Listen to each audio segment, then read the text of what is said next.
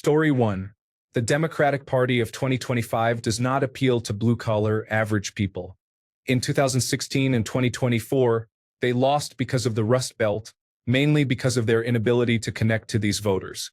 A fairly broad response to arguably a bad identity crisis, but it is the truth. Story 2. Do not disenfranchise the lower class. Make them feel seen and included. Institute better programs to help move them forward and bring them along. Focus your message on basic needs and changes that are achievable. Stop talking down to those who disagree. No one likes the disapproving parent approach to communication. Find a balance of competence and likability with your candidates. Do not waste years undoing someone's changes. Story 3. If a poor white guy wants to talk about how much he's struggling, don't immediately go, "Now imagine how much harder your life would be as a person of color, transgender person, woman, or immigrant, or whatever."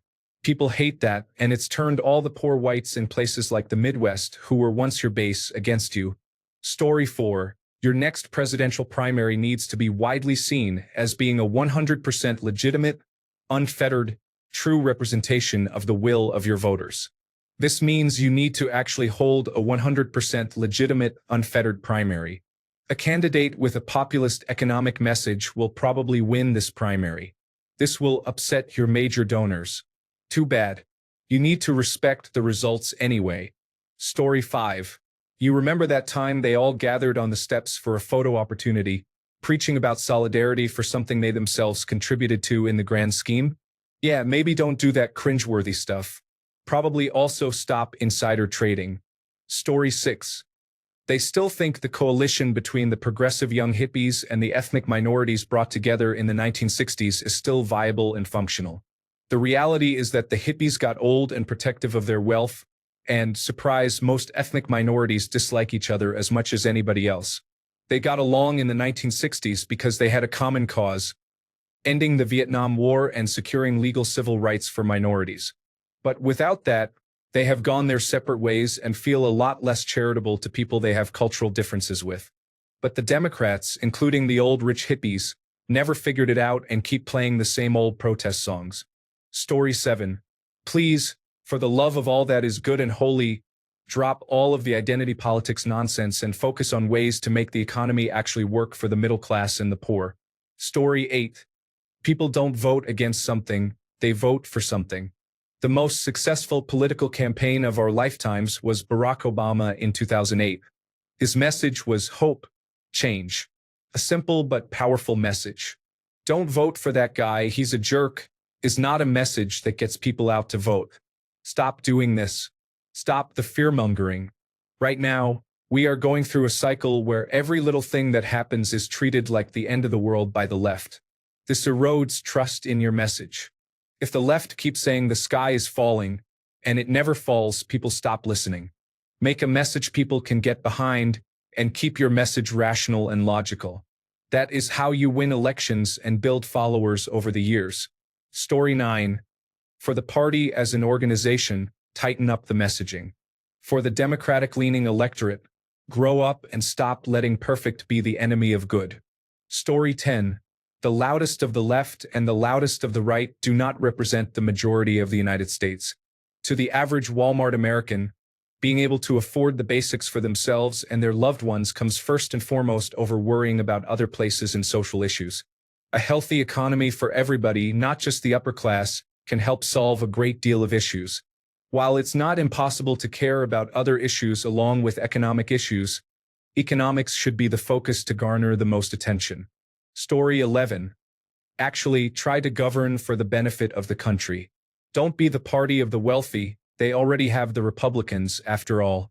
And, for Christ's sake, do not even think of nominating Gavin Newsom as president. Story 12. Have more people like Barack Obama. Someone who is educated, well-spoken, but connects to the youth through sports, music, and entertainment platforms. Someone who can be regal but relatable, stern but fair. Someone who genuinely is trying to move further along than just anti-Trump. Someone who has more to say than, "I will demand that this company lowers egg costs," without any real explanation of how.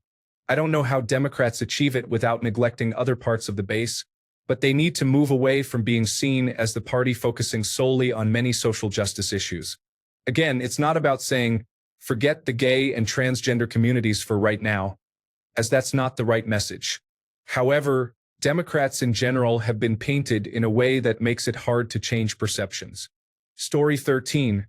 They need to look someplace other than Reddit for constructive criticism because, no disrespect gang, this place is not known for its well-informed, rational, or reasoned debate. It's 33% trolls, 33% bots, 32% radical lunatics from one side of the political aisle or the other, and 1% of people who are actually here to have a dialogue.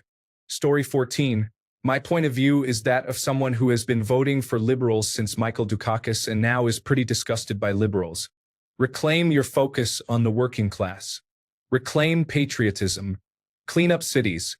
It is the working class and the poor that get hurt the most when parks and libraries and other public places are camps full of homeless and drug addicts.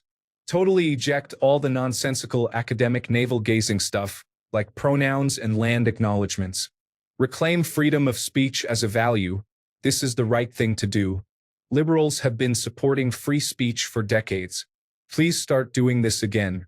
Get rid of the idea of open borders. Reclaim a colorblind approach rather than cause division and resentment with an anti-racist approach to policy. Dump everything that focuses on identity. It doesn't matter. It divides people, and it reduces people to something that they have no control over. Do these things and you'll have a bigger tent, be more aligned with the country, be better for the country, and win elections. Story 15. The current message is absolutely terrible. It's not focused on what matters to most people, it's divisive, and it feeds directly into the hand of the opposition. The worst part is they went into the election thinking they had it, and they still haven't figured out where it went wrong. It's a party that has their head so far up their rear, they can't hear anyone else anymore, and that's a major problem. It's way too easy to make them look foolish with all the ridiculous positions they take, and that is saying something given the stupidity on the other side. They are just corporate suits who aren't doing anything for the working class. Really? Sure, they will tout some statistic, but I will never actually feel it, and neither will they. Instead, they will saddle you with extra burdens that are going to disappear in 4 years after they alienate everyone with their terrible policies people didn't really want, instead of staking their claim on something everyone needs like, say, universal health care or policies that help all workers. There is an almost arrogance to them that they feel they are owed a vote, and that people can just be shamed into doing the right thing. They aren't, they resent it, and they are acting on it. On a certain level, I can't blame them. It's disrespectful, and the Democratic Party's performance has been so subpar it's no wonder people just go, forget it, I don't care anymore. Story 16:1. Get tough on immigration. That is what the country wants, and if you ever want to win another election, you need to change your stance on immigration, especially illegal immigration. There can still be a lot of daylight between you and mass deportation Republicans, but the left wing of the party needs to get in line. Go ahead and declare defeat on pronoun issues and transgender people in sports. Focus on protecting transgender people from violence and stop talking about sports, pronouns, and bathrooms. Story 17. I think to start talking to the working class again, tell them their issues are valid and propose concrete things to fix them. Do not dismiss or belittle someone just because of their background or where they are from. Someone from rural Alabama is just as important as a farmer in Nebraska or someone from New York City. I had many friends scoff at me and be genuinely shocked when I said I was taking a camping trip to Alabama from Minnesota because, to them, it is a backwater hillbilly state. That helps no one and actively hurts your interests as it makes people from Alabama, or whatever state, feel alienated. Story 18. Speak plainly and concisely and stop attacking each other. Anytime a Democrat does something wrong, they get criticized from the left and the right. Republicans don't have that problem. Not to say that Democrats are above criticism, they certainly have problems, but we have way too many purity tests. Also, this is not just because I'm a neoliberal supporter. Places with Democratic trifectas have severely flawed housing policy. We need everything upzoned. We need to clear the path for development because we have no one else to blame but ourselves when it costs $2 million to buy a house outside Oakland. Drop the opposition that abuses environmental review and the mandatory Black, Indigenous, and people of color owned lumberyard involvement in every house and just let people build. Story 19. Poor messaging. Democrats have accomplished many positive things during the Biden administration, but they are ineffective at communicating this to the public. For example, Donald Trump held an event in the Oval Office for artificial intelligence and boasted about all the investment and a plant in Texas. However, that plant began during the Biden administration, and the investment was also in progress during the Biden years. I dislike seeing the president in the news constantly, but if that's the strategy Donald Trump uses, then follow the same approach. Hold press conferences and public events every single day. Control the narrative. Story 20. Crow about the successes over and over again. Expand messaging with different messages for different constituencies. Get back to the kitchen table issues and help out the working class. Story 21. Democrats do not actually support the issues they campaign on. You just never find out because they are very careful to make sure these things never come up for a vote. When most of them are bought and sold by the corporations and are actually quite conservative in their beliefs, which is what happens when you have a net worth of several million and rub elbows with rich people all the time for years, you are not going to get progress. Story 22. They did not listen to their voters. They tried to tell people what is good for them, but that is not democracy. Also, there are multi-billion-dollar propaganda networks online now, so they are going to have to rethink marketing. Story 23. The excessive focus on identity politics makes it hard for people with other problems to vote. And people mocking Republican voters for voting for cheaper groceries completely miss the point. Yes, I support lesbian, gay, bisexual, and transgender rights, but it's hard to vote for them if you are starving. Story 24.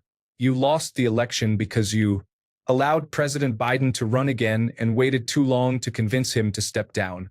It was obvious the man was in serious mental decline almost from the moment he was elected.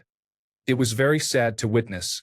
When he finally did, you nominated a candidate who was deeply unpopular within her own party and utterly unelectable by Republican voter standards. Find candidates with broader appeal. No, not Tim Walz. He talked a good talk and then fell apart in the debate because he was just too nice. Sorry, Tim, I was rooting for you. Trump won because he managed to appeal to white, young, suburban men by expertly utilizing the kind of media that they consume, for example, Joe Rogan and their ilk. That's a tough nut to crack. But Obama managed it, and so can you. Stop being so inclusive. You tried to appeal to everyone at once and ended up appealing to nobody but people who would vote for you no matter what. Swing voters hated you for it. Story 25. I feel like the main fault of the Democratic Party recently is not addressing the cost of living crisis. Locally, they just side with not in my backyard advocates for housing. Nationally, they just hoped the Federal Reserve's policy would temper inflation and they could just sit on the sidelines. Rather than tackling these issues, they just fell back on the typical lip service of social justice and the economy is actually great rhetoric. Typical Americans judge the health of the economy on costs, not the performance of the stock market or job reports. Story 26. The Democratic National Committee hates their base. They called people who supported Bernie Sanders Bernie Brothers, but then said if you don't vote for us, you're one of them. They didn't put up a valid fight for Roe versus Wade and once again tried to push a candidate into the White House who wasn't chosen by constituents. They thought they could slide their way into a second Biden administration when they barely got the first. They are so clueless and removed from the working class, and I say this as a leftist. They're slightly left of right. What the right does well is rallying a base and meeting them where they're at. Trump went all in on podcasts, Twitch streamers, and sustained his Make America Great Again base from 2016. Democrats' logic is, but we're right, so why wouldn't they vote for us? Yet they don't do anything to support their base. Republicans are incredibly dangerous but know how to market to who they need to. Story 27. Stop meddling because you think you are right. Examples. Sabotaging Bernie Sanders' presidential candidacy in 2016 and Alexandria Ocasio-Cortez's recent committee leadership. Story 28. Stop taking money from Wall Street. The Democratic Party was entirely funded by unions prior to Bill Clinton. How about a candidate that uses the federal matching funds rather than going to fundraising events? The matching funds have restrictions on spending. Spending is capped per state by the number of voting age individuals. This doesn't align well with the model of swing states. Story 29. Stop focusing on niche issues. It's isolating. The majority of Americans care about employment, education, and the future of the people they love rather than transgender people in bathrooms or sports, gun control, Black Lives Matter, and Alexandria Ocasio-Cortez making sound bites. The party has lost its core. Stop virtue signaling, start taking action, and remove Pelosi from leadership.